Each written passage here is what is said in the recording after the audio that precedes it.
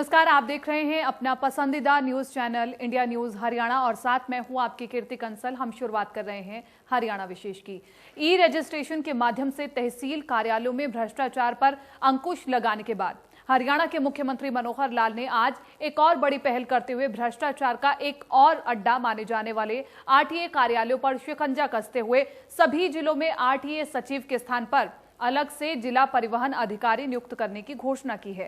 मुख्यमंत्री ने कहा कि नवरात्रों के शुभ अवसर पर शुद्धिकरण का मन बना चुके हैं।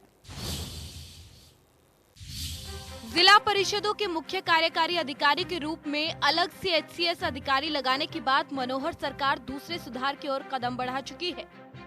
नवरात्र के पहले दिन सीएम ने साफ कहा कि वो परिवहन विभाग में शुद्धिकरण का मन बना चुके हैं। भ्रष्टाचार की शिकायतों के बाद सुधार की ये जरूरत महसूस की गई है। सीएम ने कहा कि जिले में किसी को एडिशनल चार्ज नहीं दिया जाएगा। आरटीए के स्थान पर डीटीओ लगाए जाएंगे। इनकी नियुक्ति 2 दिनों के अंदर अंदर कर दी जाएगी और अब सभी 22 जिलों में आरटीए की बजाय डीटीओ होंगे।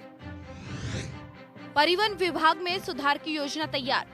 शिकायतों के बाद सुधार की जरूरत। जिले में किसी को नहीं देंगे एडिशनल चार्ज। आरटीए नहीं, डीटीओ होगा नया पदनाम। क्लास 1 के अधिकारी को मिलेगी जिम्मेदारी। 2 दिनों में 22 अधिकारियों की नियुक्ति।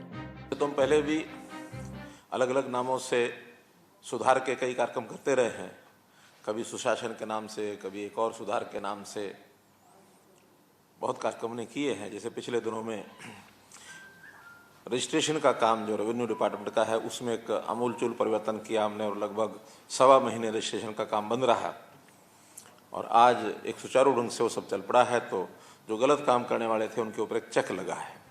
मुख्यमंत्री ने कहा कि तहसील कार्यालयों में बिचौलियों से मुक्ति दिलाने के बाद अब आम जनता को आरटीए कार्यालयों में भी बिचौलियों से छुटकारा मिलेगा, चाहे वो ड्राइविंग लाइसेंस की बात हो या वाहन पासिंग की बात हो। उन्होंने कहा कि मालवाहक गाड़ियों को इलेक्ट्रॉनिक फिटनेस सर्टिफिकेट दिया जाएगा।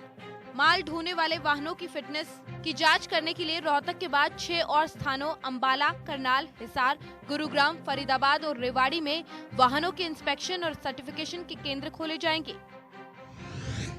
ड्राइविंग लाइसेंस, वाहन पासिंग से खत्म करेंगे बिचौलिए। मालवाहक गाड़ियों को इलेक्ट्रॉनिक फिटनेस सर्टिफिकेट।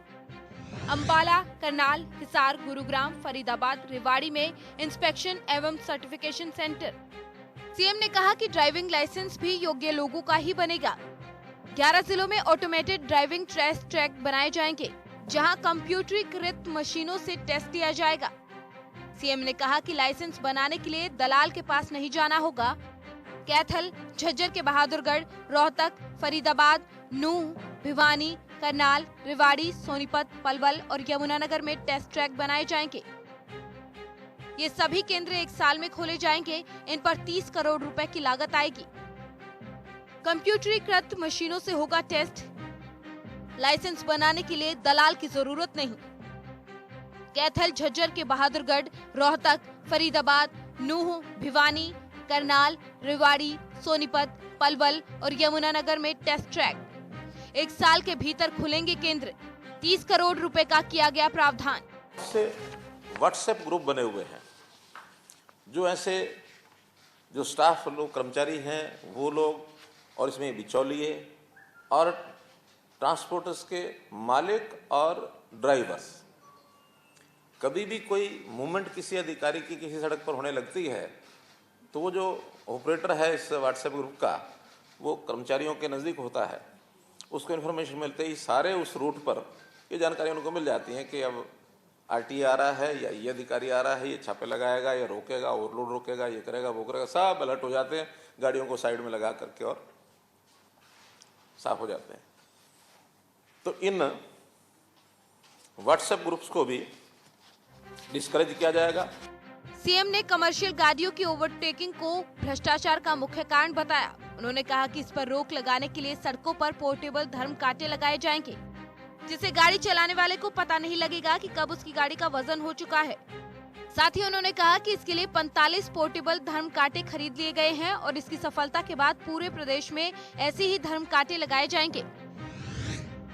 सड़कों पर लगेंगे पोर्टेबल धर्म कांटे, गाड़ी वालों को पता भी नहीं चलेगा। 45 पोर्टेबल धर्म कांटे खरीदे गए। ये automated driving test track ADTT ये बनाए जाएंगे, ताकि वहाँ जो ड्राइविंग का टेस्ट देगा वो ऑटोमेटिकली उसको क्या आता है क्या नहीं आता है ये ट्रैक हो जाएगा।